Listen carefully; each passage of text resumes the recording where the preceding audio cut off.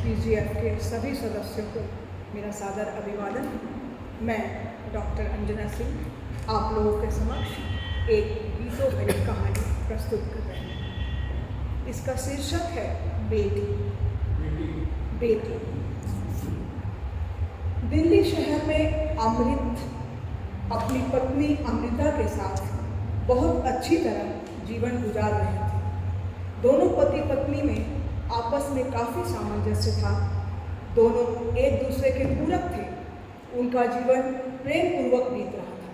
गाना हम बने तुम बने एक दूजे के लिए, हम बने तुम बने एक दूजे के लिए, उसको कसम लगे जो बिछड़ के एक पल भी जिए, हम बने तुम बने एक दूजे के लिए।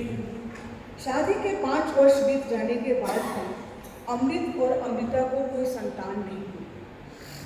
सभी सुखों के बावजूद अमृता कभी कभी दुखी हो जाती थी। आखिर कहते हैं कि भगवान के घर में देर है पर अंधेर नहीं। अमृत और अमृता हॉस्पिटल में बाहर इंतज़ार कर रहे थे रिपोर्ट का।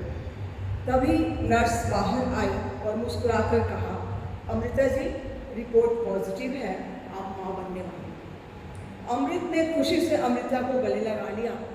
दोनों खुशी खुशी घर वापस आ गए। गाना जीवन की बगिया महकेगी महकेगी महकेगी, खुशियों की कलियां झूमेगी झूमेगी झूमेगी, तब हम कुछ और बंधेंगे, हाँ कुछ और बंधेंगे। अब अमृता का ध्यान रखना अमृत का पहला कर्तव्य हो गया था। परिवार के सभी सदस्य अलग अलग अमृत को सलाह देते थे कि यह करो वह करो, उसका ध्यान रखो, कोई कमी न हो। अमृत और अमृता दोनों के ही परिवार में हर्ष का माहौल व्यतीत होने लगा। चारों तरफ खुशियाँ छा गई। जिस दिन का आखिर सबको इंतजार था वह दिन भी आ गया। अस्पताल में दोनों ही परिवार की तरफ से माता पिता और कई परिजन इंतजार में थे कि अब खुशखबरी मिलेगी, तब मिलेगी। तभी डॉक्टर साहब एक तौलिए में एक खूबसूरत सी बच्ची को गोद में लेके आए और अमृत जी के हाथों में सौंपते हुए कहा, लीजिए अमृत जी, आप आज पिता बन गए। अमृत बच्ची को गोद में लेकर अपलक देखते थे। बहुत ही प्यारी ओजस्वी बच्ची अमृत के हाथों में थी, जो कि उसकी अपनी बच्ची थी। इधर अमृत और अमृता के माता पिता भाई बहन सभी बाहर इंतजार में खड़े थे। सभी अमृत के हाथ में बच्ची देखते खुशी से झूमने लगे। बच्ची बारी बारी गोद में सबके घूमने लगी। थोड़ी देर में अमृता भी होश में आ गई।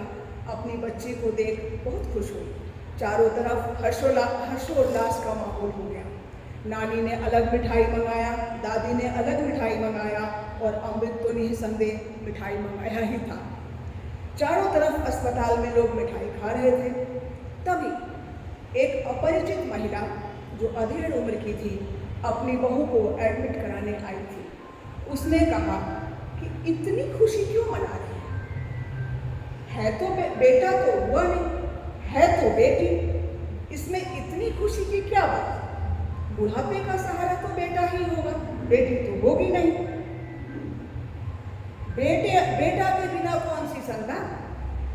चूंकि अमृत और अमृता के परिवार के लोग सुलझे हुए थे, अतः किसी ने उसे कुछ नहीं कहा और महिला को इग्नोर कर अपनी खुशियाँ सेलिब्रेशन में लग गया। गाना मेरे घर आए एक नन्ही परी, मेरे घर आए नन्ही परी। धीरे धीरे समय बीतता गया और अमृत और अमृता की बेटी सोना भी बड़ी हो गई।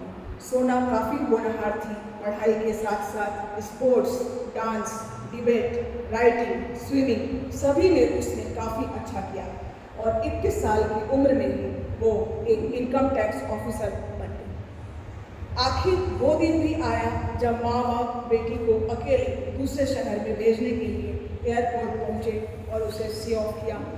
सी ऑफ करने के लिए थोड़े खुश थोड़े नम आंखों से अमृत और अमृता ने बेटी को बाय किया और वापस घर आ गया। दोनों का मन थोड़ा दुखी भी था, थोड़ा खुश भी था, लेकिन सोना की अच्छी नौकरी देख के दोनों आराम से सो गए। सोना की पोस्टिंग मध्य प्रदेश के इंदौर शहर में हुई थी। चूँकि अमृत और अमृता ने उसकी परवरिश बड़े अच्छे ढंग से की थी, साथ ही घर में सभी रिश्तेदारों का आना जाना होता था, चाहे दादा हो, दादी हो, नाना हो, नानी हो, मामा हो, मामी हो, बुआ हो, फूफा हो, मौसा हो, मौसी हो, सभी अमृत के यहाँ आते जाते रहते थे। अतः सोना काफ़ी स्वस्थ पारिवारिक पृष्ठभूमि में पली हुई, अतः उसके दृष्टिकोण संकीर्ण नहीं बल्कि व्यापक थे।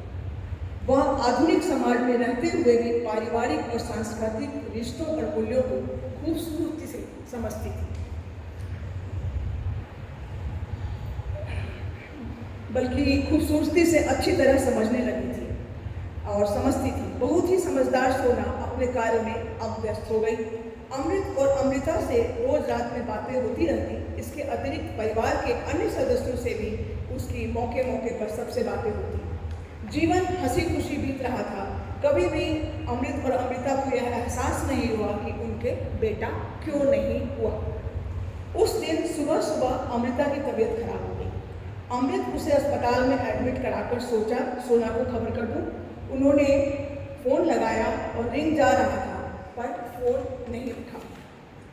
अमृत का दिल धक से रह गया और उसके जन्म के समय अस्पताल वाली महिला की बात याद आ गई कि है तो बेटी ही, बुढ़ापे का सहारा तो बेटा ही होते हैं। फिर भी अमृत ने विचारों को झटक कर सोना को मैसेज डाल दिया कि माँ बीमार है, फलां अस्पताल में एडमिट है, हो सके तो आ जाओ। इधर जब फोन की घंटी बज रही थी, उस समय सोना किसी भ्रष्ट नेता के घर रेड डाल रही थी। उसने अपने आप को संयमित रखा और अपना कार्य करती रही और पापा का मैसेज भी ध्यान से पढ़ा। अगले दिन अमृता की तबीयत में सुधार हो गया और अस्पताल से डिस्चार्ज कर दिया गया। अमृत बिल काउंटर पर गए और बिल चार्ज करने के लिए सारा बिल मांगा तो काउंटर पर बैठे व्यक्ति ने कहा, सर बिल तो जमा हो गया। अमृत अचंभित, कहा कैसे, किसने किया?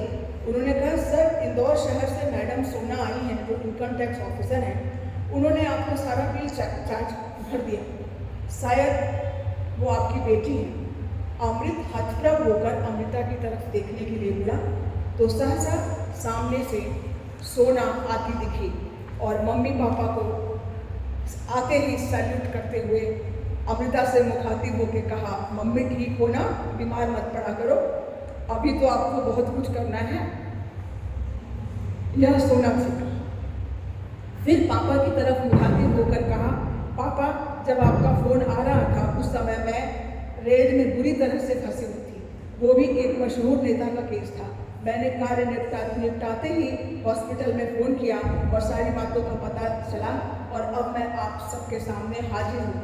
हंसते हुए दोनों ने अपनी बेटी को गले लगाया और कहा, बेटी तूने आज समाज का मुंह बंद कर दिया जो कहते हैं कि बेटा ही बुढ़ापे का सहारा होता है।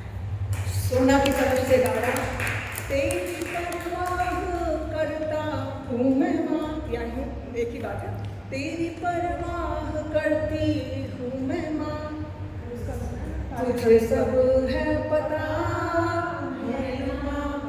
तुझको पहले एक लाइन है कि मैं कुछ बताता नहीं लेकिन तेरी परवाह करती हूँ माँ, तुझे सब है पता। धन्यवाद।